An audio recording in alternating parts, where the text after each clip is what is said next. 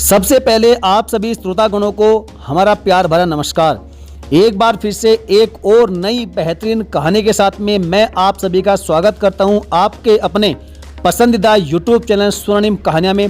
और साथ ही साथ ईश्वर से प्रार्थना भी करता हूं कि आप जहां भी रहें हमेशा स्वस्थ रहें, मस्त रहें। तो चलिए शुरू करते हैं इस मोटिवेशनल कहानी को, जिसका शीर्षक है फुर्सत कहाँ है। एक संगीतज्ञ थे, वे अपनी कला में बहुत माहिर थे। एक दिन उनकी इच्छा हुई कि चलो क्यों ना इस राज्य के राजा को अपना संगीत सुनाया जाए। उसके बाद उन्होंने अपना वाद्य यंत्र उठाया और चल दिए राजदरबार में। वहां पहुंचकर संगीत सुनाने की इच्छा जाहिर की। राजा ने एक दो सवाल पूछे और कहा, इन्हें राज अतिथि गृह में ठहराया जाए। जब हमें फुर्सत मिलेगी तब हम इनका संगीत अवश्य सुनेंगे। राजा के आदेश पर उसे राज अतिथि गृह में ठहरा दिया गया। अतिथि गृह में ही रुके हुए उसको 2-3 महीने बीत गए।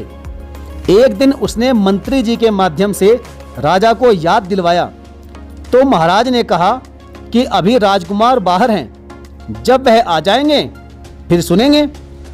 2 महीने और बीत गए। फिर याद दिलाया तो पता चला कि अभी राजकुमारी बाहर हैं। 6 महीने बीत गए। फिर महाराज से मिलकर संगीत सुनाने का अनुरोध किया तो महाराज ने कहा कि अभी हमारी महारानी जी मायके में गई है, उनके आ जाने पर अवश्य ही हम आपका संगीत सुनेंगे। अब तो संगीतज्ञ बेचारे अपने आप को मन ही मन कोसने लगे और कहा कि यार कहाँ फंस गए, अब हम यहाँ से जा भी नहीं सकते, क्योंकि महाराज ने आदेश दिया था कि जब तक हम आपका संगीत न सुन लें आप अतिथि गृह में रहें। अतः वहीं पर पड़े रहे। एक दिन प्रातःकाल देखा कि शहर में बहुत भीड़ है, बहुत लोग इकट्ठा हो रहे हैं। बाहर निकलकर संगीतज्ञ ने लोगों से पूछा कि क्या बात है, आज इतनी भीड़ क्यों लगी है। तब उनमें से एक व्यक्ति ने बताया कि आज महाराज स्वर्ग से धार गए। यह सुनकर संगीतज्ञ को बड़ा दुख हुआ और सोचने लगा कि इतने दिनों तक महाराज का आतिथ्य ग्रहण किया और उनको संगीत भी नहीं सुना पाया। उन्होंने पूछा कि महारानी मायके से आ गई क्या। लोगों ने बताया कि हाँ, राजकुमार, महारानी, राजकुमारी और महामंत्री सभी नाते रिश्तेदार परिवार के लोग रातों रात सब आ गए। संगीतज्ञ महाराज ने कहा कि वाह, कितना अच्छा मौका है, आज पूरा समाज जुड़ा है और महाराज ने भी आज फुर्सत पाली है। अब किसी भी काम की कोई चिंता नहीं है। आज महाराज को संगीत सुनाने का अच्छा मौका है। उसने अपना वाद्य यंत्र उठाया और संगीत सुनाने चल दिया।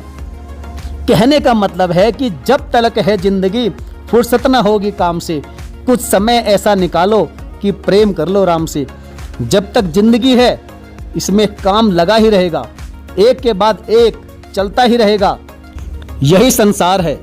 इसमें से कुछ समय निकालकर आपको परमात्मा का ध्यान करना है, उसका भजन करना है, परमात्मा की ओर जाना है, क्योंकि यही आपका परम उद्देश्य है, परम कर्तव्य है और इसी उद्देश्य की पूर्ति के लिए आपका जन्म हुआ है। साथियों, सांसारिक सुख दुख आते रहेंगे, जाते रहेंगे, सब काम चलते रहेंगे, लेकिन जो आपका असली मकसद है इस दुनिया में आने का, वह तभी पूरा होगा जब आप परमात्मा की भक्ति शुद्ध भाव से करेंगे। तो इसलिए परमात्मा की भक्ति करिए, आनंद लीजिए। साथियों, कहानी कैसी लगी आप हमें कमेंट करके जरूर बताएं। चलिए साथियों, मिलेंगे फिर और किसी बेहतरीन कहानी के साथ। तब तक के लिए धन्यवाद। जय हिंद, जय श्री।